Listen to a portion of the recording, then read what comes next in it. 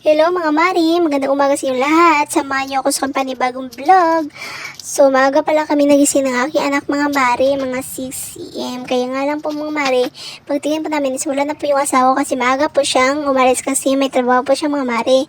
Pagkatapos ko po ng mga Mari is nagsayang ako. Pagkatapos ko magsayang is nag-init ako ng tubig para ikaligo sa aking Junakins. Pagkatapos ko maligo sa aking anak mga Maris, ako naman ang naligo para naman tayo is mabango pagdating ng ating mister. Char. Mayroon pa ba dyang mga ano dyan, mga malandi? Malandi talaga ito, no? Pagkatapos ko parang maligo mga Maris, pumasok ako sa aming loob para magligpit ng damit ng aking nilalaban ng isang araw.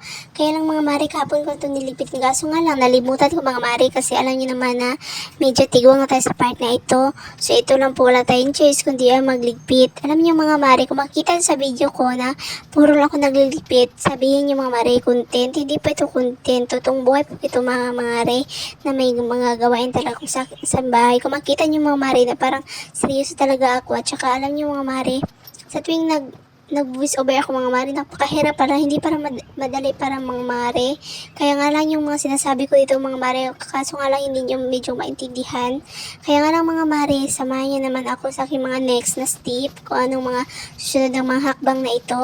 Kaya nga lang po, pagkatapos ko pala niyan is lumabas na ako ng bahay pagkatapos dyan para i-arrange yung mga kalat dyan sa aming lamisa kasi tinignan ko mga Mari para talagang nagkaramukat na yung mga lagay ng asin suka at saka mga bitchin at saka tuyo oil. Kaya nga lang ina-arrange ko na yung mga Mari kasi yung asawa ko ng mga Mari kahit anong gawin ko mga Mari para talaga yung bata mga Mari, pero hindi naman talaga ako nagalit mga Mari.